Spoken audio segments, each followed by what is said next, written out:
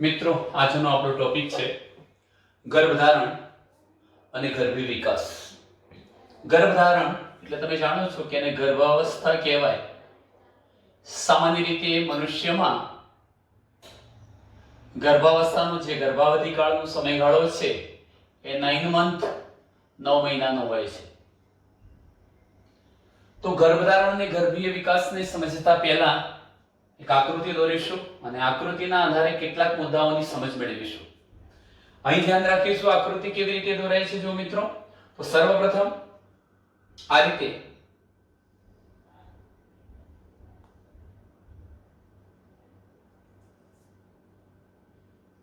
પ્રકારની જે રચના આપણે બતાવીએ છીએ એ છે ભ્રૂણ. નાનું વિકસિત ભ્રૂણ. આ સંતાન છે, આ જે સંતતિ છે, ભ્રૂણ છે નાનું. એના પછીનો એની જોડે એક બીજો પાર્ટ બતાવીશું. જેમ કે અહીંથી માંડીને આટલા ભાગમાં એક રચના બતાવીએ છીએ. અલગ પેનથી બતાવું છું મિત્રો, જોઈ શકો છો કે આ પ્રકારની જે રચના બતાવી છે ઉપનાળ કહેવાય. ઉપનાળ. અને આ ઉપનાળની સાથે હું એક બીજી રચના પણ બતાવું છું. આ રીતે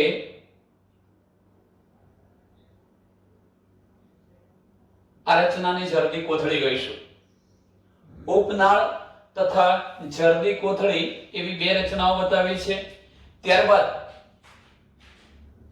તમે જોઈ શકશો કે હું આ ભાગને સંપૂર્ણ ભ્રૂણની ફરતે લગભગ ગોળાકાર રચના સ્વરૂપે બતાવું છું. નામ નિર્દેશન પછી કરીશું અને શું કહીશું એ નામ નિર્દેશન પછી કરીશું મિત્રો. પણ આ પ્રકારે આકૃતિ દોરી શકાય. આ પ્રકારની આકૃતિ દોરી છે, તમે જોશો તો પ્રશ્ન થશે કે આ ભાગ છે શું. જો ડબલ લાઈન દ્વારા બતાવવાનો પ્રયત્ન કરીએ છીએ.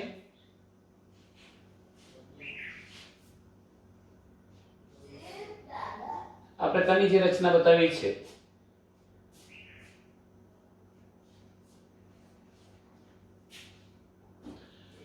આને આપણે કહીશું ઉલ્વ કોથળી. કયું નામ આપીશું? ઉલ્વ કોથળી.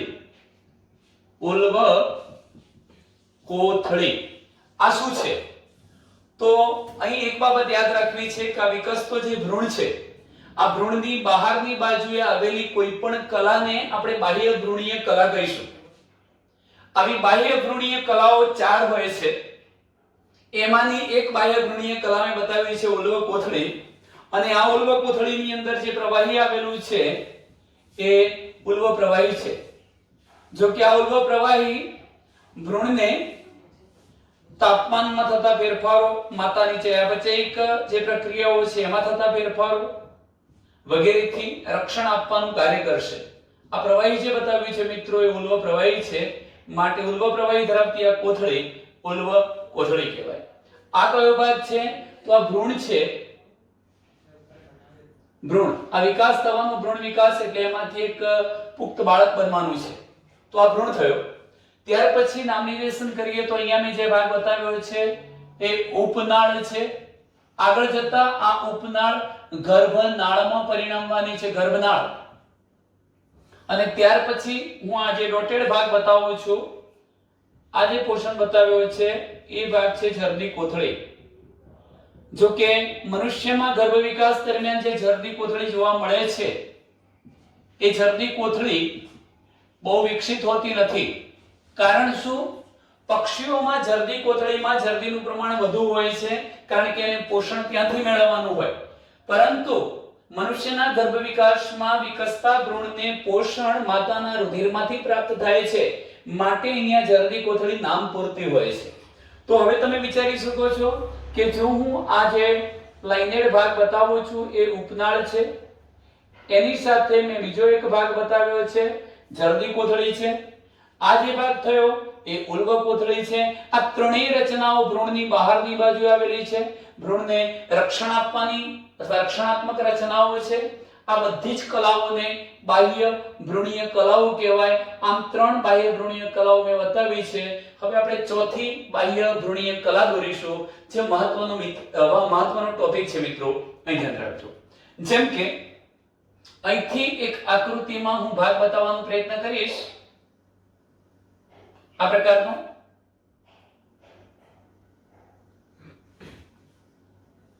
આ જે ભાગ બતાવ્યો છે એમાં પણ આપણે થોડે થોડે અંતરે હું આ પ્રકારની રચનાઓ બતાવી દઉં છું. એ શું છે એનો અભ્યાસ કરીએ.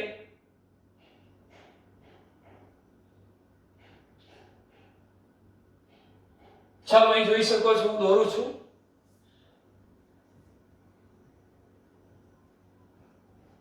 આ જે રચનાઓ દોરાય છે મિત્રો એ તમે અગાઉ ભણી ગયા છો. ગર્ભકોષ્ઠી કોથળી, અને ગર્ભકોષ્ઠી કોથળીમાં સૌથી બહારનું જે સ્તર હતું એને આપણે પોષક સ્તરના કોષો કહેતા હતા. પોષક કોષો, ગર્ભ પોષક કોષો પણ કહેવાય. એ ગર્ભ પોષક સ્તર જ છે આખું સ્તર, જેને હું બ્લુ પેન થી બતાવવાનો પ્રયત્ન કરું છું. આખું આ જે જાડું સ્તર તમને દેખાય છે, આ સમગ્ર આખું જે જાડું સ્તર દેખાય છે એ છે ગર્ભ પોષક સ્તર. અને એ પણ જેમ જેમ જેમ જેમ આગળ વિકાસ થતો જશે તેમ તેમ એક કલામાં ફેરવાઈ જશે, અને એ કલાની પણ આપણે નામ આપીશું ગર્ભ પોષક કલા. આમ ચોથા નંબરની કલા તમે જોઈ શકો છો, ગર્ભ પોષક કલા કહીશું. ચાલો અહીં જુઓ. આ પ્રકારનું જે સ્તર બતાવ્યું છે ચોથા નંબરનું સ્તર, એને નામ આપીએ છીએ ગર્ભ પોષક સ્તર, અને એ વિકાસને અંતે ગર્ભ પોષક કલામાં ફેરવાશે. આમ તમે જોઈ શકો છો કે વિકસતા ભ્રૂણની ફરતે મહત્વની 4 કલાઓ જોવા મળે છે. ઉલવ કોથળી, ઉપનાળ, જરદી કોથળી અને ગર્ભ પોષક કલા, ગર્ભ પોષક સ્તર. આ 4 રચનાઓને આપણે ભ્રૂણની બહાર જોવા મળતી હોવાથી બાહ્ય ભ્રૂણીય કલાઓ કહીશું. એમાંથી સૌથી મહત્વનો પોઈન્ટ આપણે આને જોઈશું કે જે ગર્ભ પોષક સ્તરના કોષો હતા એમનું શું થાય છે. જુઓ તો તે કેવી રચના બનાવે છે. આપણે આ પ્રકારની આંગળી જેવા પ્રવર્ધો વાળી રચના બતાવીએ છીએ, જાણે કે આ ઉપસેલા પ્રવર્ધો હોય એવી રચના. આ પ્રવર્ધ જેવી દેખાતી જે રચના છે એને આપણે જરાયુજ અંકુર કહીશું. જરાયુજ અંકુર. જો જરાયુજ અંકુર શબ્દ ન કહેવાય તો એના માટે બીજો શબ્દ છે ગર્ભ પોષક રસાંકુરો. આના માટેનો બીજો શબ્દ છે ગર્ભ પોષક રસાંકુરો. તો ગર્ભ પોષક રસાંકુરો એટલે શું? ગર્ભ પોષક સ્તરના કોષો માતાની ગર્ભાશયની પેશીમાં, હું બતાવ્યા પછી એ મુદ્દાની ચર્ચા કરું છું, તમે જોઈ શકશો કેવી રીતે આજુબાજુ માતાની ગર્ભાશયની પેશી છે અને કોના વડે ઘેરાયેલી રચના છે એ પણ બતાવીએ. ચલો આટલે સુધીનું આ કામ પૂરું થયું. આને આપણે નામ આપીશું પોષક રસાંકુર. પોષક રસાંકુર, ગર્ભ પોષક રસાંકુર પણ કહી શકાય. અને આવું ન કહેવાય તો એને જરાયુજ અંકુર તરીકે પણ ઓળખાવીશું. આ બધા જરાયુજ અંકુર છે. હવે આ જરાયુજ અંકુર હશે ક્યાં? તો તમે એ પણ જાણો છો કે આપણે આ પ્રકારની જે રચના બતાવીએ છીએ મિત્રો, અહીંયા તમે જોશો કે હું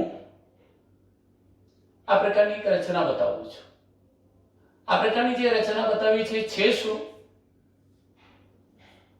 એ રચના કઈ રચના છે? તો હવે તમને આઈડિયા આવી જશે કે આ પ્રકારની જે આકૃતિ દોરી છે એ હકીકતમાં શું છે? ગર્ભાશય. એટલે એનો મતલબ એ થયો કે આખો આ સમગ્ર જે વિસ્તાર છે ત્યાં ગર્ભાશયની પેશી આવેલી છે. અહીં પણ આ ગર્ભાશયની પેશી છે, અહીં પણ આ શું છે? ગર્ભાશયની પેશી છે. તો હવે તમે જુઓ કે જેને સામાન્ય રીતે આપણે આ પ્રકારે બતાવવા પ્રયત્ન કરીએ. જો અહીંયા કે અહીંથી હું આ પ્રકારની આકૃતિ દોરું એટલે આ પોષણને બતાવું, આટલો પોષણ, તો આખું આ માતાની ગર્ભાશયની પેશી છે. એ રીતે તમે અહીં પણ જોઈ શકો છો કે આ શું છે? ગર્ભાશયની પેશી. અને એ રીતે તમે અહીં પણ નજર કરો તો આ શું છે? ગર્ભાશયની પેશી. હવે જો એ ગર્ભાશયની પેશી હોય તો સ્વાભાવિક છે કે માતાના ગર્ભાશયની દીવાલમાં આ ગર્ભાશયની રચના કરતી પેશી તો હશે જ, પણ સામાન્ય રીતે ત્યાં રુધિર પણ હશે, પુષ્કળ રુધિર હશે, યાદ રાખો.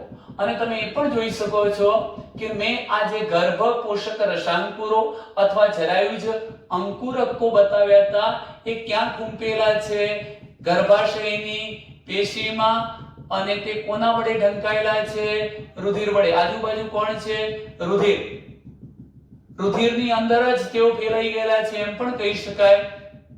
એનું કાર્ય શું છે એની ચર્ચા કરીએ પહેલા જરા આકૃતિનું આટલું કામ આપણે પહેલા પૂરું કરી લઈએ છીએ.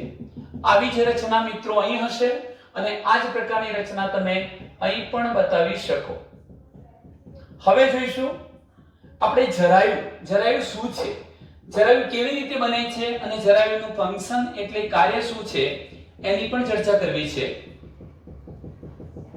તો ચાલો હવે આપણે આપણા ટોપિકને શરૂ કરીએ છીએ. વર્ણનનો ટોપિક શરૂ કરીએ છીએ. અહીં આપણે લગભગ આકૃતિનું કામ પૂરું કરી દીધું છે. નામનિર્દેશન કરવું હોય તો આને કહીશું માતાના ગર્ભાશયની પેશી, અને સામાન્ય રીતે એની સાથે સાથે બીજું કોણ છે? રુધિર પણ છે. ચાલો વર્ણન શરૂ કરીએ છીએ. મિત્રો તમે જાણો છો કે ગર્ભધારણ અને આ જે ગર્ભીય વિકાસ છે એમાં ખાસ કરીને મનુષ્યમાં ગર્ભાવધિ કાળ કેટલા સમયનો છે? 9 માસનો છે. 9 માસના ગર્ભાવધિ કાળને અંતે બાળક અથવા ભ્રૂણનો વિકાસ પૂર્ણ થઈ જાય છે અને ત્યારબાદ પ્રસૂતિની પ્રક્રિયા દ્વારા બાળક બહાર અવતરે છે, જન્મ લે છે. તો અહીં તમે જોઈ શકો છો કે ગર્ભસ્થાપન બાદ, ક્યારે ગર્ભસ્થાપન થઈ ગયા બાદ, મેં તમને અગાઉ એક આકૃતિ દોરી હતી કે ગર્ભકોષ્ઠી કોથળી ગર્ભાશયના એન્ડોમેટ્રિયમ પર સ્થાપિત થાય છે અને એ વખતે અંતઃકોષ સમૂહ એ ગર્ભાશયની દિવાલ તરફ રહે છે. આપણે આ પ્રકારની ચર્ચા કરી હતી. મિત્રો એનો મતલબ એવો થયો કે ગર્ભાશયની દિવાલ સાથે ગર્ભનું ચોંટી જવું એ ઘટનાને કહીશું આપણે ગર્ભસ્થાપન. આ ગર્ભસ્થાપન થઈ ગયા બાદ એક ઘટના બનવાની છે કે આ જે પોષક કોષો હતા એ પોષક કોષો આંગળી જેવા પ્રવર્ધો બનાવે છે. આ આંગળી જેવા જે પ્રવર્ધો બન્યા એમને નામ અપાય છે જરાયુજ અંકુર. શું નામ આપીશું? જરાયુજ અંકુર તરીકે ઓળખાવીશું. ગર્ભસ્થાપન બાદ પોષક સ્તરના કે ગર્ભ પોષક સ્તરના કોષો આંગળી જેવા પ્રવર્ધોમાં પરિવર્તિત થાય છે. આ રીતે બનતા પ્રવર્ધો જેવી રચનાને જરાયુજ અંકુર કે ગર્ભ પોષક રસાંકુર તરીકે આપણે ઓળખાવીશું. આ જે જરાયુજ અંકુર છે કે ગર્ભ પોષક રસાંકુરો છે એ સામાન્ય રીતે તમે જોશો તો ગર્ભાશયની પેશી અને માતાના રુધિર દ્વારા ઘેરાયેલા છે. જુઓ આજુબાજુ આ કોણ છે? ગર્ભાશયની પેશી અને આ માતાનું રુધિર છે, એના દ્વારા ગર્ભ પોષક રસાંકુરો ઢંકાયેલા છે. એટલે ટૂંકમાં એની અંદર જ એ ગર્ભ પોષક રસાંકુરો વિસ્તરેલા છે. આટલે સુધી મિત્રો તમે સમજી ચૂક્યા હશો. હવે મારે તમને જરાયુ પ્લેસેન્ટા કેવી રીતે બને છે, જરાયુ એટલે કઈ બે રચનાઓનો સરવાળો, કઈ બે રચનાઓ ભેગી થઈને જરાયુ બનાવે છે, તો હું એક મુદ્દો તો એ કહી શકું કે આ ગર્ભાશયની પેશી છે અને બીજો આ ભાગ કોનો છે? આ ભાગ ખરેખર છે ગર્ભ પોષક સ્તરનો, પણ છે શું? જરાયુજ અંકુર અથવા ગર્ભ પોષક રસાંકુર. તો આટલો ભાગ ભેગો થાય છે. જોજો ગર્ભાશયની પેશી અને આ જરાયુજ અંકુર ભેગા થઈને જે રચનાત્મક અને ક્રિયાત્મક એકમ બનાવે છે. શાના માટે? તો ભ્રૂણ અને માતાના શરીર વચ્ચે સંપર્ક સ્થાપિત કરવા માટે, દ્રવ્યોની આપ-લે કરવા માટે આ ઘટનાને આ જે પ્રકારની રચના બની એને આપણે શું કહીશું? જરાયુ. તો હું એવું સાઈડમાં લખી શકું કે જરાયુ એટલે શું, જરાયુ કેવી રીતે બને છે. તો જરાયુ બરાબર આપણે એમ કહી શકીએ, એક તો માતાના ગર્ભાશયની પેશી હશે, ગર્ભાશયની પેશી અને એની સાથે બીજું કોણ સંકળાશે? તો જરાયુજ, જરાયુજ અંકુર અથવા ગર્ભ પોષક રસાંકુરો સંકળાય છે. ત્યારે બનતી સંયુક્ત રચનાને, ત્યારે બનતી આ જે સંયુક્ત રચના છે, આટલી સંયુક્ત રચના, એ સંયુક્ત રચનાને આપણે શું નામ આપીએ છીએ? જરાયુ કહીશું. જે ભ્રૂણ અને આ જે માતાનું શરીર છે અથવા ભ્રૂણ અને માતાના શરીર વચ્ચે રચનાત્મક અને ક્રિયાત્મક એકમ બનાવે છે. કોની કોની વચ્ચે? ભ્રૂણ અને માતાના શરીર વચ્ચે રચનાત્મક અને ક્રિયાત્મક એટલે રચનાના અનુસંધાનમાં. રચના કેવી રીતે બની? તો આ બે ભાગ દ્વારા. કાર્ય શું હતું? તો એને રુધિરમાંથી પોષક ઘટકો આપવા છે, ઉષ્ણક ઘટકોને દૂર કરવા છે. તો રચનાત્મક અને ક્રિયાત્મક જે એકમ બને છે એને મિત્રો શું નામ અપાય છે? જરાયુ. ફરીથી માતાના ગર્ભાશયની પેશી અને ગર્ભપોષક રસાંકુર કે પછી જરાયુજ અંકુરક નામ જોડાવાથી બનેલી સંયુક્ત રચના એને જરાયુ કહીશું. આ જરાયુ માતાનું શરીર અને ભ્રૂણ વચ્ચે રચનાત્મક અને ક્રિયાત્મક એકમ બનાવે છે, જેને આપણે શું કહીશું? જરાયુ. ચલો મિત્રો, તમે જાણતા હશો કે જરાયુનું કાર્ય શું છે? તો આ તબક્કે આ જે ભ્રૂણ છે એ પોષક ઘટકો, હું લખું છું શબ્દ પોષક ઘટકો, એને ઓક્સિજનની પણ જરૂરિયાત હશે, તો પોષક ઘટકો અને ઓક્સિજનને ક્યાંથી મેળવશે? માતાના રુધિરમાંથી મેળવે છે. પણ કોના માધ્યમ દ્વારા મેળવે છે? માતાના રુધિરમાંથી મેળવશે આ ભ્રૂણ ઓક્સિજન અને પોષક ઘટકોને, પણ મેળવશે કોના દ્વારા? જરાયુ દ્વારા. બીજા નંબરનો મુદ્દો આપણે કહી શકીએ, એવી રીતે આ ભ્રૂણમાં જ્યારે આ ઘટકો મળવાના, એની ચયા પછી જે ક્રિયાઓ થવાની, ઉત્પન્ન થતા કાર્બન ડાયોક્સાઇડ અને કેટલાક જે નકામા ઘટકો છે, નકામા દ્રવ્યો છે, એને ફરીથી માતાના રુધિરમાં લઈ જવા આ કાર્ય કોનું છે? જરાયુનું છે.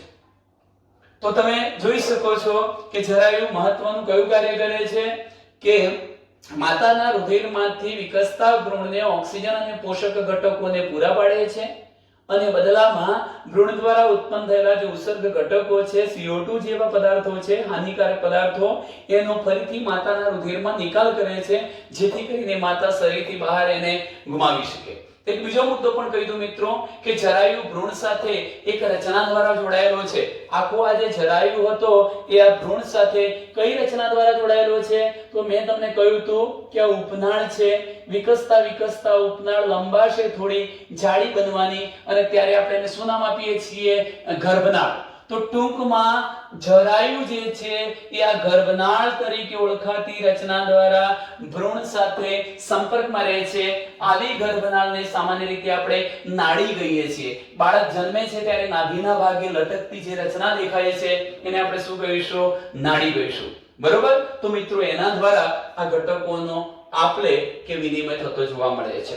હવે મિત્રો હું વાત કરું છું કે અહીં જે જરાયુ બન્યું, જરાયુ એટલે શું? બે શબ્દો યાદ રાખવાના, ગર્ભાશયની પેશી અને પેલા ગર્ભપોષક રસાંકુરો થી બનતી રચના એટલે જરાયુ. આ જરાયુ શું કાર્ય કરી શકે? બીજું તો આ જે જરાયુ છે એ અંતઃસ્ત્રાવી પેશી તરીકે પણ વર્તે છે. જરાયુ પોતે, જરાયુ એટલે બે ભાગથી બનેલી રચના, ગર્ભાશયની પેશી અને બીજું કોણ હતું? આ જરાયુજ અંકુરણ. એનાથી બનેલી રચનાને શું કહીશું? જરાયુ. આ સંયુક્ત એકમ જે જરાયુ બન્યો એ અંતઃસ્ત્રાવ પણ ઉત્પન્ન કરે છે, એટલે અંતઃસ્ત્રાવી પેશી તરીકે પણ વર્તે છે. એ કયા કયા પ્રકારના અંતઃસ્ત્રાવ ઉત્પન્ન કરે છે એની વાત કરીએ તો હવે આ તબક્કે જરાયુ મુખ્યત્વે 4 પ્રકારના અંતઃસ્ત્રાવ ઉત્પન્ન કરે છે. હું લખું છું મિત્રો HCG, human chorionic gonadotrophin, human chorionic gonadotrophin. પછી બીજા નંબરનો શબ્દ લખું છું HPL, human placental lactation, human placental lactation HPL. પછી લખું છું ઇસ્ટ્રોજન, અને ચોથો લખું છું પ્રોજેસ્ટોજેન.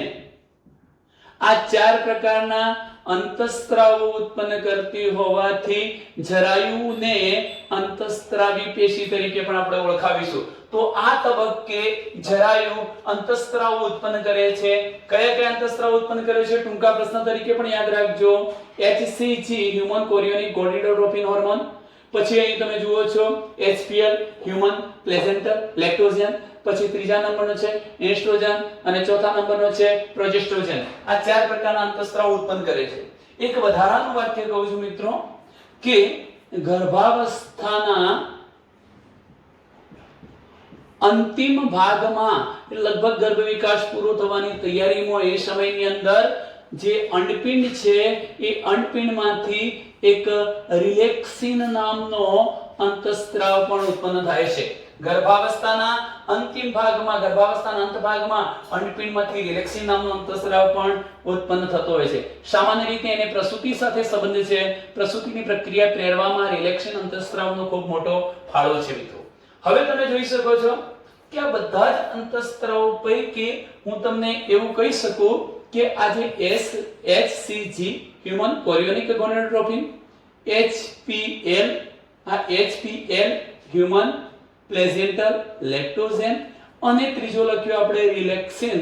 તો આ જે ત્રણ અંતઃસ્ત્રાવો લખ્યા છે એ ફક્ત ને ફક્ત ગર્ભધારણ થયું હોય ત્યારે જ ઉત્પન્ન થાય છે. તમે ઇન્સ્ટ્રોજન અને પ્રોજેસ્ટેરોન વિશે તો જાણો જ છો કે તે માસિક પ્રક્રિયા કે મેન્સ્ટ્રુઅલ સાયકલ દરમિયાન પણ સર્જાઈ શકે એન્ડોક્રીનમાંથી, પરંતુ આ ફક્ત ને ફક્ત જો ગર્ભધારણ થયું હોય તો જ ઉત્પન્ન થઈ શકે, એ પહેલા ઉત્પન્ન થતા નથી. આ પણ ટૂંકો પ્રશ્ન યાદ રાખજો કે ફક્ત ગર્ભ અવસ્થા દરમિયાન જ જોવા મળતા અંતઃસ્ત્રાવો કયા છે? HCG, HPL અને રિલેક્સિન. આ ઉપરાંત એક વધારાનો બીજો મુદ્દો કેવો છે મિત્રો કે ગર્ભાવસ્થા દરમિયાન માતાના રુધિરમાં કેટલાક અંતઃસ્ત્રાવોનું સ્તર પ્રમાણ માત્રા વધી જાય છે. એ અંતઃસ્ત્રાવો કયા છે? તો લખીશ કે ગર્ભાવસ્થા દરમિયાન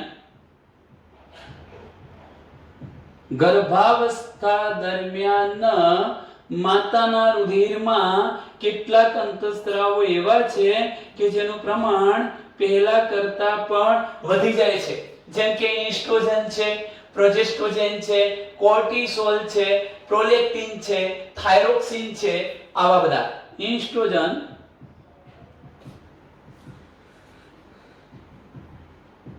પ્રોજેસ્ટ્રોજન, કોર્ટિસોલ, ત્યાર પછી મિત્રો મેં તમને પ્રોલેક્ટિન કહ્યું, પ્રોલેક્ટિન, થાઇરોક્સિન. તમે જાણો છો કે જુદી જુદી અંતઃસ્ત્રાવી ગ્રંથિ જ્યારે માતા ગર્ભધારણ કરે છે, એના ગર્ભાશયની અંદર ભ્રૂણનો વિકાસ પ્રેરે છે, એ દરમિયાન જે અંતઃસ્ત્રાવો છે, અંતઃસ્ત્રાવ ઉત્પન્ન કરતી ગ્રંથિઓ આવા અંતઃસ્ત્રાવને વધુ માત્રામાં ઉત્પન્ન કરે છે. કયા કયા? એસ્ટ્રોજન ને, પ્રોજેસ્ટ્રોજન ને, કોર્ટિસોલ. એડ્રિનલ ગ્રંથિના અંતઃસ્ત્રાવો છે. તમે પ્રોલેક્ટિન જાણતા હશો, અગ્ર પિટ્યુટરી ગ્રંથિનો અંતઃસ્ત્રાવ છે, સ્તન ગ્રંથિઓના વિકાસ અને દૂધસ્ત્રાવ પર અસર કરવાનો છે. થાઇરોક્સિન એ થાઇરોઇડ ગ્રંથિમાંથી ઉત્પન્ન થાય છે, ચયાપચય ક્રિયાઓ પર અસર કરવાનો છે. આ બધા જ જે અંતઃસ્ત્રાવો છે એની ઘણી માત્રા થઈ જાય છે, ઘણું બધું વધુ પ્રમાણ, ઘણી માત્રામાં તેઓ ઉત્પન્ન થાય છે. અને શા માટે ઉત્પન્ન થાય છે? તો એના મહત્વના ત્રણ કારણો છે. એમને ત્રણ કાર્યો કરવા છે. એક તો ગર્ભની વૃદ્ધિના આધાર માટે ઉત્પન્ન થાય છે. તેઓ એક તો ગર્ભની વૃદ્ધિના આધાર માટે ઉત્પન્ન થાય છે, એટલે ગર્ભ સારી રીતે વૃદ્ધિ પામી શકે, ગર્ભને વૃદ્ધિ પામવા માટેનો આધાર મળી રહે મિત્રો. માતામાં ચયાપચયિક ફેરફારો માટે, માતામાં ચયાપચયિક ફેરફારો માટે, અને આ જે વિકસતો જે ગર્ભ છે એ ગર્ભને કોઈ નુકસાન ન થાય, ગર્ભની જાળવણી થાય, ગર્ભની જાળવણી માટે આ પ્રકારના અંતઃસ્ત્રાવોનું પ્રમાણ વધુ માત્રામાં ઉત્પન્ન થતું હોય છે. તો મિત્રો મેં માત્ર જરાયુ એટલે શું એની ચર્ચા સમજાવી દીધી. બે ભાગ ભેગા મળે છે, જરાયુ બનાવે છે. જરાયુનું મહત્વનું ફંક્શન શું હતું? કે વિકસતા ભ્રૂણને ઓક્સિજન અને પોષક ઘટકો પૂરા પાડવા અને ત્યાંથી ઉત્પન્ન થતા CO2 ને નકામા ઘટકો અને માતાના રુધિરમાં વિમુક્ત કરવા. આ ઉપરાંત એક શબ્દ કયો હતો કે આ જરાયુ ભ્રૂણ સાથે એક ગર્ભનાળ તરીકે ઓળખાતી રચના દ્વારા જોડાયેલો હોય છે. અને ત્યાર પછીનો મુદ્દો કયો કે આ તબક્કે આ જે જરાયુ છે એ કેટલાક અંતઃસ્ત્રાવો પણ ઉત્પન્ન કરે, તેથી એને અંતઃસ્ત્રાવી પેશી પણ કહીશું. HCG, HPL, એસ્ટ્રોજન અને પ્રોજેસ્ટ્રોજન. ગર્ભાવસ્થાના અંતિમ તબક્કામાં અંડપીંડમાંથી રિલેક્સિન નામનો અંતઃસ્ત્રાવ પણ ઉત્પન્ન થાય છે. આમ કહી શકાય કે HCG, HPL અને રિલેક્સિન ફક્ત ગર્ભધારણ દરમિયાન જ જોવા મળે, બાકી નથી જોવા મળતા. ગર્ભાવસ્થા દરમિયાન માતાના રુધિરની અંદર વિવિધ અંતઃસ્ત્રાવી ગ્રંથિઓ દ્વારા ઉત્પન્ન થયેલા અંતઃસ્ત્રાવનું પ્રમાણ વધી જાય છે, જેમ કે એસ્ટ્રોજન, પ્રોજેસ્ટ્રોજન, કોર્ટિસોલ, પ્રોલેક્ટિન, થાઇરોક્સિન. અને આ બધા અંતઃસ્ત્રાવનું વધતું પ્રમાણ ગર્ભની વૃદ્ધિના આધાર માટે, માતામાં ચયાપચયિક ફેરફારો માટે અને ગર્ભની જાળવણી માટે જરૂરી હોય છે. હવે મિત્રો આપણે એ તો જોઈ ગયા કે આ ભ્રૂણ બન્યું છે, બાળક બની ચૂક્યું છે, 9 માસના ગર્ભાવધિ કાળને અંતે એક પુખ્ત બાળકમાં ફેરવાઈ જશે અને પ્રસૂતિની પ્રક્રિયા દ્વારા એ અવતરશે. પણ એ પહેલા મારે તમને એ સમજાવવું છે કે આપણે એક રચના અગાઉ ભણી ગયા હતા. જો મિત્રો અહીંયા હું સેજ ખાલી એક આછો ખ્યાલ તમને આવી શકે એ માટે આ આકૃતિને દોરું છું. આપણે એક આવી આકૃતિ દોરી હતી કે સૌથી બહારની બાજુએ આ ગર્ભ પોષક સ્તરના કોષો અથવા પોષક કોષો છે અને અંદરની બાજુએ આપણે અહીંયા આંતરિક કોષ સમૂહ અંતઃકોષ સમૂહ બતાવતા હતા. મિત્રો આ પ્રકારની રચનાને આપણે કયા નામથી ઓળખાવ્યું હતું અગાઉ?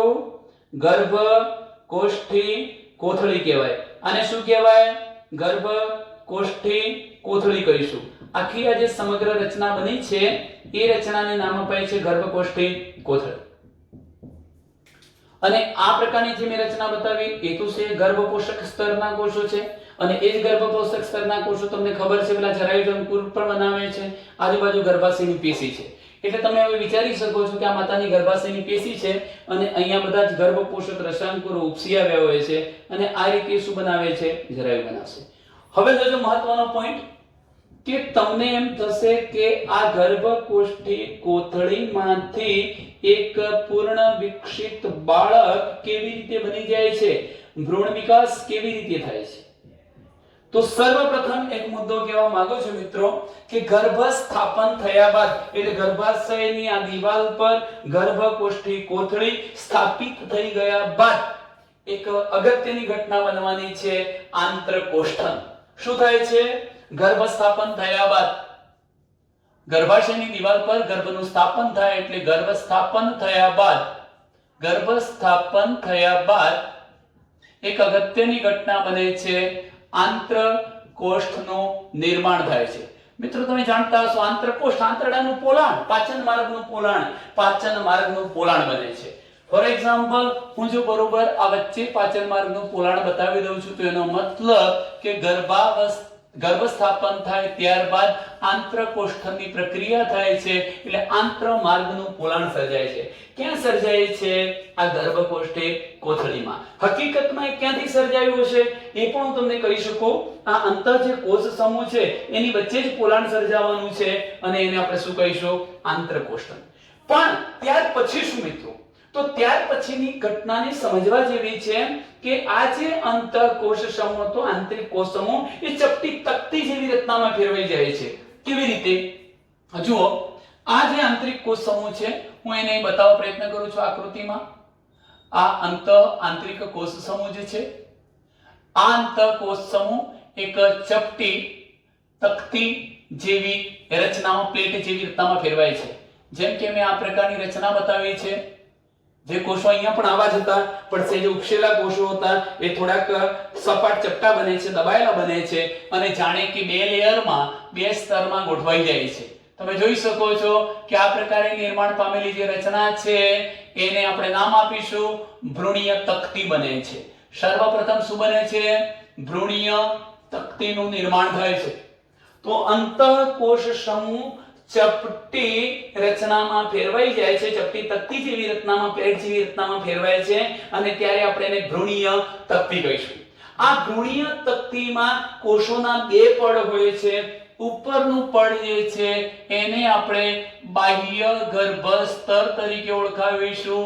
બાહ્ય ગર્ભસ્તર અને અંદરનું જે સ્તર છે એને નામ અપાય છે અંતઃગર્ભસ્તર. ત્યારબાદ શું ઘટના બનવાની? તો આ જે ભ્રૂણીય તકતી છે એ હજુ લંબાય છે અને એક પાતળી રેખા બનાવે છે. એનો મતલબ એ થયો કે હજુ એના કોષો આ રીતે વધુ ચપટા સપાટ બને છે આ પ્રકારે અને તે વધુ લંબાયેલી રચના સ્વરૂપે દેખાશે. આ પ્રકારે લંબાયેલી જે રચના છે એને પ્રાથમિક રેખા કહીશું. પ્રાથમિક રેખાનું સર્જન થાય છે. એમાં પણ મિત્રો કોષોના તો બે જ સ્તરો હતા. તમે જોઈ શકો છો બાહ્ય ગર્ભસ્તર અને અંતઃગર્ભસ્તર. પણ એક મહત્વની ઘટના હવે બને છે. જોજો એક મહત્વની ઘટના શું બને છે? તમે જોઈ શકો છો કે અહીંયા પ્રાથમિક રેખા જેવી એટલે લંબાયેલી રચના બને છે. એમાં પણ આ બાહ્ય ગર્ભસ્તર છે, અંતઃગર્ભસ્તર છે. હવે આ જે પ્રાથમિક રેખા હતી એનું અંતર્વલન થાય છે. એ અંદર તરફ ફેલાય છે વિકસીને અંતર્વલન થાય છે, અંદર તરફ વળે છે અને ત્યારે મિત્રો આ બાહ્ય ગર્ભસ્તર અંતઃગર્ભસ્તર ની વચ્ચે લંબાયેલી આ જે રચના છે એને આપણે નામ આપી દઈએ મધ્ય ગર્ભસ્તર. આ પ્રકારે તમે જુઓ તો હવે તમે જોઈ શકશો કે મનુષ્યના ગર્ભ વિકાસ દરમિયાન આંતરકોષ્ઠની પ્રક્રિયા થઈ એટલે આંતરડાનું તો આ પોલાણ બન્યું જ છે, પણ સાથે સાથે હવે તમે જોઈ શકો છો કે હું આ એક રચના એના પછી હું આ બીજી રચના બતાવું છું, તમે જોઈ શકશો. અને હવે મિત્રો અહીંયા એક ત્રીજી રચના બહારની થઈ ગઈ. આ બહારનો જે ભાગ છે, જો કે આ પ્રકારના કોષો છે, હું દોરતો નથી બધા જ કોષો, પણ આ પ્રકારની જે બહારની રચના થઈ એ બાહ્ય ગર્ભસ્તર થઈ ગયું. આ બાહ્ય ગર્ભસ્તર પછીનો વચ્ચેનો જે ભાગ તમે બતાવો છો એને આપણે મધ્ય ગર્ભસ્તર કહી દઈશું. આ મધ્ય ગર્ભસ્તર પછીનો અંદરનો જે ભાગ આપણે બતાવીશું એને આપણે કહી દઈશું અંતઃગર્ભસ્તર, અને પછી આંતરમાર્ગનું પોલાણ આવી જવાનું. આ મનુષ્યના ગર્ભ વિકાસ દરમિયાન તમને બાહ્ય, મધ્ય અને અંતઃ એમ 3 ગર્ભસ્તરોની હાજરી જોવા મળે છે. માટે મનુષ્ય જેવા પ્રાણીઓને આપણે ત્રિગર્ભસ્તરીય પ્રાણીઓ કહીશું. જે પ્રાણીઓના ગર્ભ વિકાસ દરમિયાન 3 ગર્ભસ્તરોની હાજરી જોવા મળતી હોય, બાહ્ય ગર્ભસ્તર, મધ્ય ગર્ભસ્તર અને અંતઃ ગર્ભસ્તર, તેવા પ્રાણીઓને ત્રિગર્ભસ્તરી પ્રાણી કહેવાય. તો મનુષ્ય પોતે પણ ત્રિગર્ભસ્તરી પ્રાણી છે મિત્રો. ત્યાર પછીનો મુદ્દો હું અગત્યનો તમને કહેવા માંગુ છું, એ પણ યાદ રાખો કે આ અંતઃકોષ સમૂહમાં કેટલાક જે કોષો છે એ પોતે સ્ટેમ સેલ તરીકે વર્તે છે. સ્ટેમ સેલ નો મતલબ તો મિત્રો તમે જાણતા હશો, એવો કોષ કે જેને લઈને આપણે ફરીથી સમગ્ર નવી પેશી, નવા અંગો, અંગતંત્રનું પણ સર્જન કરી શકીએ, જેનામાં એક પૂર્ણ નવું સજીવ નિર્માણ કરવાની ક્ષમતા રહેલી છે, તેવા અવિભેદિત કોષો એને સ્ટેમ સેલ કહીશું. તો આ સ્ટેમ સેલ પણ આવેલા હોય છે. ક્યારેક યકૃત જેવા ભાગો, લીવર જેવા ભાગો ડેમેજ થતા હોય ત્યારે ટ્રાન્સપ્લાન્ટ કરીને ત્યાં સ્ટેમ સેલને ગોઠવવાથી ડેમેજ જે ભાગ છે એની જગ્યાએ રિપેરેટિવ રિજનરેશન કરી શકાય, પુનઃસર્જન કરી શકાય. તો મિત્રો હવે જુઓ, પ્રશ્ન એ થશે કે 3 ગર્ભસ્તરોનું નિર્માણ થઈ ચૂક્યું છે. બાહ્ય ગર્ભસ્તર, મધ્ય ગર્ભસ્તર અને અંતઃગર્ભસ્તર. આ 3 ગર્ભસ્તરોનું નિર્માણ થયા પછી આ જુદા જુદા ગર્ભસ્તરોમાંથી જુદી જુદી રચનાઓ વિકસવાની. જેમ કે માનવ શરીરમાં આવેલી જુદી જુદી રચનાઓ, હું તમને અહીંયા કેટલાક શબ્દો કહું છું મિત્રો, જુઓ. જેમ કે ત્વચા છે, એ ત્વચામાં 2 ભાગ હોય કે ચામડી, ત્વચા. ત્વચાની રચનામાં ઉપર અધિચર્મ અને નીચે શું આવેલું હોય? નિચર્મ. પણ એ પૈકી ત્વચાનું અધિચર્મ છે. મુખ ગુહા, આ મુખ ગુહા કહેવાય, અંદરનું પોલાણ તો મુખ ગુહા છે. મળાશય છે, મળાશયનું અંદરનું સ્તર એટલે આવરણ, અને ચેતાતંત્ર. આટલા ભાગો બાહ્ય ગર્ભસ્તરમાંથી બને છે. કયા કયા ભાગો મિત્રો? ત્વચાનું અધિચર્મ છે, પછી મેં બીજા નંબરનો મુદ્દો તમને કહી દીધો, મુખ ગુહા, મળાશયનું અસ્તર અને ચેતાતંત્ર. ત્વચાનું અધિચર્મ, મુખ ગુહા અને મળાશયનું અસ્તર એટલે અંદરનું આવરણ, અને ચેતાતંત્ર જેવા જે ભાગો, ન્યુરલ સિસ્ટમ, મગજ, કરોડરજ્જુ જેવા ભાગો બાહ્ય ગર્ભસ્તરમાંથી સર્જાય છે. આપણા મધ્ય ગર્ભસ્તરમાંથી કયા કયા ભાગો સર્જાય છે? કંકાલ મિત્રો, કંકાલ એટલે હાડકા, અસ્થિઓ, કાસ્થિ અસ્થિ એટલે કંકાલ સર્જાય છે. સ્નાયુઓ, રેખિત, અરેખિત, આવા બધા સ્નાયુઓ એટલે સ્નાયુઓ સર્જાય, સ્નાયુતંત્ર. ત્વચાનું નિચર્મ એટલે નીચેનો ભાગ બને છે. રુધિરાભિસરણ તંત્ર સર્જાય છે, ઉત્સર્જન તંત્ર બને છે, પ્રજનન તંત્ર બને છે, અને ઇવન આપણું જે શ્વસન તંત્ર છે, ફેફસાવાળું શ્વસન તંત્ર, અને આપણું પાચન તંત્ર છે, એ પોલાણની ફરતે આવેલું જે સ્તર છે એ પણ શામાંથી વિકસે છે? મધ્ય ગર્ભસ્તરમાંથી. તો હું ફરી કહું છું, કંકાલ છે, સ્નાયુતંત્ર છે, જો લખું છું કંકાલ, સ્નાયુતંત્ર છે, પછી ચામડીનો નીચર્મ વાળો ભાગ છે, પછી મેં તમને કહ્યું કે પ્રજનન તંત્ર છે, શ્વસન તંત્ર, શ્વસન તંત્ર અને પાચન તંત્રનું અસ્તર, અંદરનું જે સ્તર છે, આ બધા ભાગોનું. આ ઉપરાંત રુધિરાભિસરણ તંત્ર, ઉત્સર્જન તંત્ર પણ કહી શકાય. રુધિરાભિસરણ તંત્ર એટલે હૃદય, રુધિર વાહિનીઓ, ધમની, શિરા વગેરે. રુધિરાભિસરણ તંત્ર, ઉત્સર્જન તંત્ર એટલે કે મૂત્રપિંડ છે, આ બધા ભાગો મૂત્રવાહિની. રુધિરાભિસરણ તંત્ર, ઉત્સર્જન તંત્ર, પ્રજનન તંત્ર, કંકાલ તંત્ર, સ્નાયુ તંત્ર, ચામડીનું નીચર્મ, શ્વસન તંત્ર અને પાચન તંત્રનું અસ્તર આ બધા જ ભાગોનું સર્જન મધ્ય ગર્ભસ્તરમાંથી થાય છે. મિત્રો કયા ગર્ભસ્તરમાંથી થશે? મધ્ય ગર્ભસ્તરમાંથી. અને હવે આપણે લાસ્ટ જોઈએ છીએ ત્રીજા નંબરનું સૌથી અંદરનું અંતઃગર્ભસ્તર. એ અંતઃગર્ભસ્તર શું કરશે? તો એ તમે જાણો છો મિત્રો, અહીંયા એક બાબત યાદ રાખજો, શ્વસન તંત્ર અને પાચન તંત્રનું અસ્તર નહીં પરંતુ બાહ્ય સ્તર. બાહ્ય સ્તર છે એનો મતલબ એ થયો કે એની દિવાલનું બહારનું સ્તર. હજુ પોલાણ બાકી છે, તો પોલાણનું અંદરનું જે સ્તર છે એ તો શામાંથી બનવાનું છે? અંતઃગર્ભસ્તરમાંથી. તો અહીંયા લખું છું અન્નમાર્ગનું અંદરનું સ્તર, આ ઉપરાંત શ્વસન તંત્રનું અંદરનું સ્તર, પછી વિવિધ પ્રકારની જે આપણી ગ્રંથિઓ છે આપણા શરીરમાં આવેલી, મૂત્રાશયનું સ્તર, એ બધું. અન્નમાર્ગ,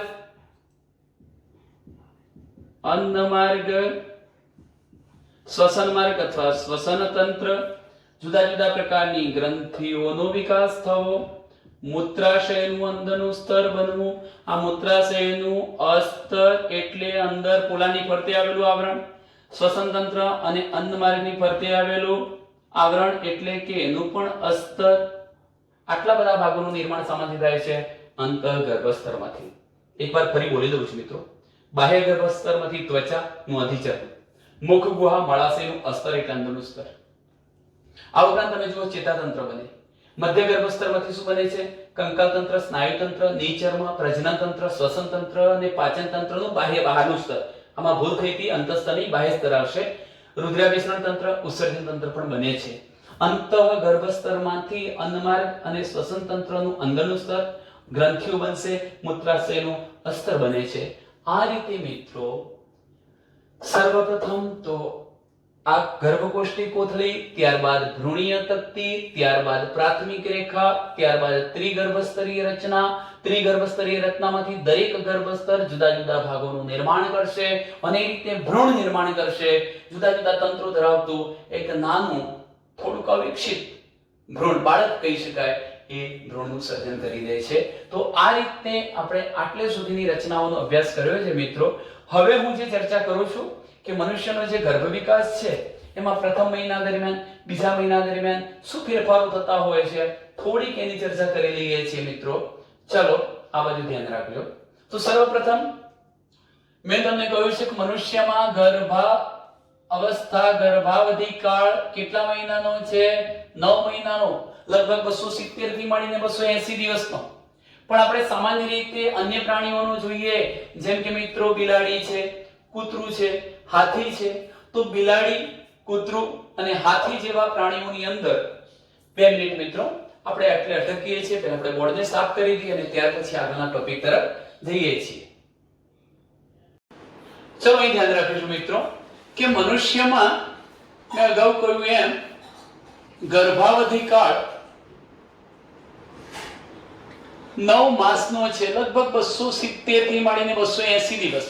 પણ એની સાપેક્ષમાં આપણે કૂતરા જેવા પ્રાણીઓ છે, બિલાડી છે, એમની વાત કરીશું તો આ બંનેમાં ગર્ભ વિકાસ લગભગ 60 દિવસમાં જ પૂર્ણ થઈ જાય છે, 2 માસમાં.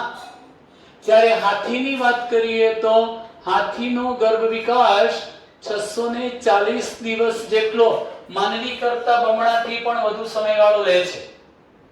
આપણે વાત કરવી છે મનુષ્યના ગર્ભાવધિ કાળ વિશે. તો મનુષ્યમાં પ્રથમ માસનો જે ગર્ભ વિકાસ છે, પ્રથમ માસના ગર્ભ વિકાસ બાદ ભ્રૂણનું હૃદય નિર્માણ પામે છે. કોનું નિર્માણ થાય? હૃદયનું. અને ડોક્ટર સ્ટેથોસ્કોપ દ્વારા એનો અવાજ સાંભળી શકે. આમ આપણે એવું કહી શકીએ કે વૃદ્ધિ પામતા ગર્ભની પ્રથમ નિશાની કઈ હશે? હૃદયનો અવાજ. આ ફેરફાર થશે પ્રથમ માસના ગર્ભ વિકાસ બાદ. જો હવે આપણે બીજા મહિનાની વાત કરીએ કે બીજા માસના ગર્ભ વિકાસ દરમિયાન શું થાય છે, તો અહીંયા ઉપાંગો અને આંગળીઓ જેવા ભાગ નિર્માણ પામે છે. બીજા માસનો ગર્ભ વિકાસ લઈએ તો ત્યાં આંગળીઓ શાના પર? ઉપાંગો પર. હાથ અને પગ જેવા ઉપાંગો નિર્માણ પામે, આંગળીઓનું પણ નિર્માણ થાય છે મિત્રો. લગભગ 12 અઠવાડિયા એટલે કે જેવો તેવો 3 મહિનાનો સમયગાળો એ દરમિયાન મોટા ભાગના મુખ્ય અંગતંત્રો નિર્માણ પામી જાય છે. કેટલા સમયગાળા દરમિયાન? લગભગ 12 અઠવાડિયાના સમયગાળા દરમિયાન એટલે કે 3 માસના સમયગાળા દરમિયાન મોટા ભાગના અંગતંત્રો નિર્માણ પામી જાય છે. મોટા ભાગના અંગતંત્રો તમે જાણો છો, પાચન તંત્ર, શ્વસન તંત્ર, ઉત્સર્જન તંત્ર, ચેતાતંત્ર, મોટા ભાગના અંગતંત્રો નિર્માણ પામી જાય છે. ઉપાંગો અને બાહ્ય જનનાંગો સારી રીતે વિકાસ પામે છે. આ જે ઉપાંગો હતા અને બાહ્ય જનનાંગો એ સારી રીતે વિકાસ પામેલા જોઈ શકાય છે મિત્રો. હવે વિચારો કે ગર્ભનું આ માતાના શરીરમાં સર્વપ્રથમવાર હલનચલન થવું અને ગર્ભમાં એ પણ થશે કે ગર્ભનું પ્રથમ હલનચલન થવું અને માથાના ભાગે વાળનું નિર્માણ થવું, આ બધા જે ફેરફારો છે એ લગભગ 5મા મહિના દરમિયાન થાય છે. ગર્ભનું પ્રથમ હલનચલન થવું અને માથાના ભાગે વાળનું ઉગવું, આ બધા ફેરફારો 5 માસ દરમિયાન 5મા માસે શરૂ થઈ જાય છે. જો આપણે એના પછીના બીજા 3 મહિનાની વાત કરીએ મિત્રો, એટલે 24 અઠવાડિયાની વાત કરીએ, બીજા 24 અઠવાડિયા એટલે કે ત્યારબાદના આ થાય એના બાદના 3 માસ બીજા લઈએ તો ગર્ભનું પ્રથમ હલનચલન ને માથા પર વાળ ઉગવા એવી ઘટના 5 માસે થઈ અને ત્યારબાદ તમે 3 મહિના દરમિયાનનો 5 મહિના પછીનો જે 3 મહિનાનો સમયગાળો છે એ દરમિયાન તમે જોશો તો આખું સમગ્ર શરીર સૂક્ષ્મ વાળથી ઘેરાય છે. શરીર સૂક્ષ્મ વાળથી ઘેરાયેલું હોય છે, ઘેરાય છે. ચલો ત્યાર પછીની વાત કરીએ છીએ મિત્રો. એ વખતના સમયગાળામાં તમને કહું કે આંખોના જે પોપચા છે એ અલગ થાય. આમ તો બંને આંખોના પોપચા એકબીજા સાથે જોડાયેલા છે, પણ આંખોના બંને પોપચા અલગ પડવાના અને પોપચા પર તમે જોશો તો પાંપણનું નિર્માણ થાય. આંખોના પોપચા અલગ થાય, આંખો પર પાંપણનું નિર્માણ થાય છે અને છેલ્લે 9 માસ થશે ત્યાં સુધી ગર્ભ વિકાસ પૂર્ણ થઈ જવાનો અને માતા એના બાળકના જન્મવાની રાહ જોતી હોય છે મિત્રો. હવે આપણે જોઈએ કે ગર્ભ વિકાસ દરમિયાન આ પ્રકારના ફેરફારો તો થયા, પણ ખરેખર પ્રસૂતિની પ્રક્રિયા થાય છે કેવી રીતે? આ બાળક સ્ત્રીના યોનિ માર્ગમાંથી બહાર જન્મે છે કેવી રીતે? પ્રસૂતિની પ્રક્રિયા કેવી રીતે થાય છે? તો છેલ્લા ટોપિક તરફ જઈએ છીએ, પ્રસૂતિ અને દુગ્ધ સ્ત્રાવની પ્રક્રિયા, દૂધનો સ્ત્રાવ થવાની પ્રક્રિયા. મિત્રો તમે જાણો છો એક આકૃતિ પણ હું અહીંયા દોરું છું. આ પ્રકારની એક નાનકડી આકૃતિ આપણે દોરીશું.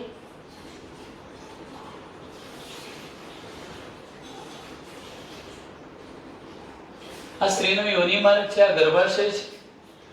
સિમ્બોલિક ફિગરમાં હું જો બતાવી દઉં તો એમ કહી શકું કે અહીંયા જરાયુ આખો જે ગર્ભાશયની પેશી અને ભ્રૂણ ના ગર્ભકોષક રસાયણકુરોથી બનેલી આખી રચના જે જરાયુ હતી. ગર્ભ વિકાસ પૂર્ણ થઈ ચૂક્યો છે એનો મતલબ કે એક નાનું ભ્રૂણ બાળક તૈયાર થઈ ચૂક્યું છે. હવે આપણે એ જોવું છે કે આ બાળક સ્ત્રીના યોનિ માર્ગમાંથી એને બહાર અવતરે એ ઘટનાને શું કહેવું છે? પ્રસૂતિ. તો ટૂંકમાં ગર્ભ અવસ્થાને અંતે ગર્ભાવધિ કાળ પૂરો થઈ ગયા પછી ગર્ભાવસ્થાના અંતે આ સમગ્ર ગર્ભાશયનું શક્તિશાળી સંકોચન થવાનું છે અને શક્તિશાળી સંકોચન થવાના પરિણામે આ જે ગર્ભ છે એનો બહારની તરફ નિકાલ થવાનો, આ ઘટનાને આપણે શું કહીએ છીએ? પ્રસૂતિની પ્રક્રિયા. ફરીથી ગર્ભાશયનું શક્તિશાળી સંકોચન થવાથી ગર્ભનો બહાર નિકાલ થવાની ઘટનાને પ્રસૂતિની પ્રક્રિયા તરીકે ઓળખાવીશું. આ પ્રસૂતિ એક જટિલ ચેતાસ્ત્રાવી પદ્ધતિ દ્વારા થાય છે. પ્રસૂતિની પ્રક્રિયા એક જટિલ ચેતાસ્ત્રાવી પદ્ધતિ દ્વારા થાય છે. પ્રસૂતિની પ્રક્રિયા જટિલ ચેતાસ્ત્રાવી પદ્ધતિ દ્વારા થાય. કેવી રીતે? તો એમાં મિત્રો ચેતાતંત્રનો ફાળો પણ છે, અંતઃસ્ત્રાવી તંત્રનો પણ ફાળો છે. એવી એક જટિલ પદ્ધતિ છે, એનાથી પ્રસૂતિની પ્રક્રિયા થતી હોય છે. હવે સર્વપ્રથમ પ્રસૂતિ કરાવવી છે તો ગર્ભાશયની દીવાલનું સંકોચન થવું જોઈએ. કેમ સંકોચન થવું જોઈએ? જો મિત્રો આ ભાગ સંકોચાય, જેમ કે આપણે એક ફુગ્ગો લઈએ, ફૂલેલો ફુગ્ગો, એ ફૂલેલા ફુગ્ગાને પ્રેશર કરીએ, દબાવીએ, તો એ હવા જે છે એ બીજા ભાગ તરફ જશે, એટલે એટલો ભાગ પાછો શું થવાનો? ફૂલવાનો. એનો મતલબ એક ભાગ સંકોચાય છે તો બીજી તરફનો છેડો ફૂલવાનો છે. અહીંયા ગર્ભાશયની દીવાલ પર સંકોચન થવાનું, આ ગર્ભ નીચે તરફ ખસવાનો અને પરિણામે આ ગ્રીવા મુખ હતું એના સ્નાયુઓ વિસ્તરવાના કારણે, પ્રેશર થવાના કારણે આ ગ્રીવાશયનું મુખ તૂટશે અને બાળક બહાર આવશે. પણ સર્વપ્રથમ તો હું એવું કહીશ કે આ જે ગર્ભાશયનું સંકોચન પ્રેરાય છે એ શરૂઆતમાં ગર્ભાશયનું સંકોચન થોડુંક હળવું હોય છે, શક્તિશાળી નથી હોતું મિત્રો. હળવું સંકોચન પ્રેરાય. હવે આ હળવા સંકોચનને કોણે પ્રેરે અથવા આ પ્રસૂતિ કરવા માટેના સંકેતો સર્વપ્રથમ કોણે ઉત્પન્ન કર્યા? તો પ્રસૂતિ માટેના સર્વપ્રથમ આવા જે સંકેતો છે એ સંપૂર્ણ વિકસિત ભ્રૂણ અને જરાયુ દ્વારા ઉત્પન્ન થાય. બે શબ્દો લખીશું કે સંપૂર્ણ વિકસિત એટલે વિકસી ગયેલો આ જે ભ્રૂણ છે, બાળક છે, સંપૂર્ણ વિકસિત ભ્રૂણ. અને બીજો મુદ્દો છે આ જે જરાયુ બનતો હતો, આ મિત્રો આ જરાયુ, આ જરાયુ અને પૂર્ણ વિકસિત જે ભ્રૂણ હતો, આ બંને પ્રસૂતિ માટેના સંકેતો ઉત્પન્ન કરે છે, પ્રસૂતિ માટેના સંદેશાઓ મોકલે છે, પ્રસૂતિ માટેના સંકેતો પેદા કરે છે. આ સંકેતો ક્યાં જાય છે? ગર્ભાશયની દીવાલ સુધી, અને પરિણામે ગર્ભાશયની દીવાલનું હળવું સંકોચન થાય છે, શક્તિશાળી સંકોચન થતો નથી. આ જે ગર્ભાશયનું હળવું સંકોચન થયું, જેને કેવું હોય, ખરેખર તો એ ગર્ભનો નિકાલ કરવા માટે થયેલું સંકોચન છે, જેને ગર્ભ નિકાલની પરાવર્તી પ્રક્રિયા કહેવાય. શું કહેવાય?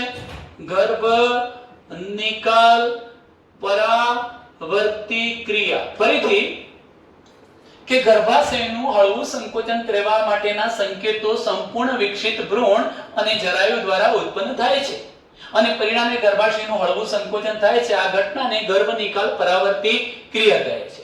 પણ મિત્રો શક્તિશાળી સંકોચન થવું જોઈએ. હવે જોજો કે આ ગર્ભ નિકાલ પરાવર્તી પ્રક્રિયાથી એટલે કે હળવું ગર્ભાશયનું સંકોચન થયું, એની આ સંવેદના ક્યાં સુધી પહોંચી? પિટ્યુટરી ગ્રંથિ સુધી. પિટ્યુટરી ગ્રંથિને જાણ થઈ કે ભાઈ ગર્ભાવધિ કાળ પૂરો થઈ ચૂક્યો છે, બાળકનો જન્મ થવો અનિવાર્ય છે, ગર્ભાશયનું શક્તિશાળી સંકોચન પ્રેરવું છે. આવી જાણ થાય છે પિટ્યુટરીને. આ પિટ્યુટરી ગ્લેન્ડ ઓક્સિટોસિન નામનો અંતઃસ્ત્રાવ ઉત્પન્ન કરે છે. ઓક્સિટોસિન, અને આ ઓક્સિટોસિન શું કરે છે? તો એ ગર્ભાશયના અરેખિત સ્નાયુઓનું શક્તિશાળી સંકોચન પ્રેરે છે. શક્તિશાળી સંકોચન પ્રેરશે મિત્રો. તો હળવું ગર્ભાશયનું સંકોચન થયું હતું, એની જાણ પિટ્યુટરી ગ્રંથિને થાય છે. પિટ્યુટરી ગ્રંથિ ઓક્સિટોસિન ઉત્પન્ન કરે છે. આ ઓક્સિટોસિન ગર્ભાશયનું શક્તિશાળી સંકોચન પ્રેરે છે. આમ ગર્ભાશયનું સંકોચન અને ઓક્સિટોસિનનો સ્ત્રાવ, જો ઓક્સિટોસિનનો સ્ત્રાવ થયો પરિણામે ગર્ભાશયનું સંકોચન થયું. આવું સંકોચન જેટલું વધુ થવાનું, સંકોચન વધુ થવાનું, તેમ તેમ ઓક્સિટોસિનનો સ્ત્રાવ પણ વધવાનો. જેમ જેમ સંકોચન થતું જવાનું, સંદેશાઓ પિટ્યુટરી સુધી પહોંચતા રહેવાના, તેમ તેમ ઓક્સિટોસિન વધુ ને વધુ માત્રામાં ઉત્પન્ન થતો રહેવાનો. આમ તમે વિચારો મિત્રો કે ગર્ભાશય સંકોચન અને ઓક્સિટોસિનના સ્ત્રાવ વચ્ચેની સતત આ પરાવર્તિત ક્રિયા ચાલવાના કારણે ગર્ભાશયની દીવાલ હજુ વધુ શક્તિશાળી સંકોચન પ્રેરે છે. એના પરિણામે આ જે ગર્ભ ભ્રૂણ હતો એ ખસી ગ્રીવામુખને તોડી અને બહાર આવે છે. આ ઘટનાને આપણે શું કહીએ છીએ? પ્રસૂતિની પ્રક્રિયા. એક છેલ્લો પોઈન્ટ છે મિત્રો, દુગ્ધસ્રાવ. તમે જાણો છો કે ગર્ભાવધિ કાળ પૂરો થઈ ગયો, પ્રસૂતિની પ્રક્રિયા થઈ ગઈ છે, બાળક જન્મ લઈ ચૂક્યું છે. તો આ જે જન્મેલા નવા બાળકનો એને ખોરાક આહાર પૂરો પાડવા માટે, એને ફીડબેક પોષણ આપવા માટેની એક અગત્યની જે રચના છે સ્તન ગ્રંથિ, એ હવે દૂધનો સ્ત્રાવ કરે છે. આમ તો ગર્ભાવસ્થા દરમિયાન જ સ્તન ગ્રંથિનો વિકાસ તો શરૂ જ હોય છે, એમાં વિભેદનની ઘટના પણ થતી હોય છે, અને જ્યારે આ ગર્ભાવધિ કાળ પૂરો થવાની તૈયારીમાં છે, બાળક જન્મવાનું છે, એ ત્યાં સુધીમાં તો એ જે સ્તન ગ્રંથિઓ હતી એ વિભેદિત થઈ અને દૂધનો સ્ત્રાવ કરી રહે છે. આપણે અગાઉ પણ ચર્ચા કરી છે, કુપિકા કોષો સ્ત્રાવ કરશે, કુપિકાના પોલાણમાં આવવાનું, ત્યાંથી સ્તન નલિકા, સ્તન વાહિની, સ્તન તુંબિકા, અને એમ કરતા કરતા એ દુગ્ધ વાહિનીમાં જશે, અને એ બાળક જ્યારે માતાની સ્તન ગ્રંથિને મોંમાં લઈ એને શોષવાનો પ્રયત્ન કરશે ત્યારે દૂધ મેળવી શકે છે. મિત્રો, પણ તમને કહી દઉં કે પ્રસૂતિ થયા બાદનું જે તરત જ ત્વરિત પ્રસૂતિ થશે એના પછીનો શરૂઆતના સમયગાળા દરમિયાન જે દૂધનો સ્ત્રાવ થાય છે એ બિલકુલ સફેદ નથી હોતું, પણ થોડું પીળાશ પડતા રંગનું દૂધ હોય છે, અને એને આપણે કોલેસ્ટ્રોલ નામ આપીએ છીએ. શું કહીશું? કોલેસ્ટ્રોલ. આ કોલેસ્ટ્રોલ હોય છે, આ કોલેસ્ટ્રોલની અંદર વિપુલ માત્રામાં એન્ટીબોડી આવેલા હોય. મિત્રો, એન્ટીબોડી તો તમે જાણો છો એન્ટીજનનો નાશ કરી શકે, ભવિષ્યમાં બાળકને રોગો ના લાગે, આ બાળક વધુ સુરક્ષિત થાય, એની રોગ પ્રતિકારકતા, ઇમ્યુનિટી અપ થાય, વધે, એ માટે એન્ટીબોડી ધરાવે છે. એન્ટીબોડી રીચ મિલ્ક કહેવાય. આવું દૂધ પીવાની સલાહ ડોક્ટર પણ બાળકને આપશે, માતાને કહેશે કે આ શરૂઆતના સમયગાળા દરમિયાન બાળકને આ પ્રકારનું દૂધ આપવું, જેથી એન્ટીબોડીની માત્રા વધે, એની પ્રતિકારકતા વધે, અને ભવિષ્યમાં થનારા રોગો સામે એ પડકાર કેળવી શકે. મિત્રો, સમગ્ર ચેપ્ટર અહીંયા પૂર્ણ થાય છે. અસ્તુ.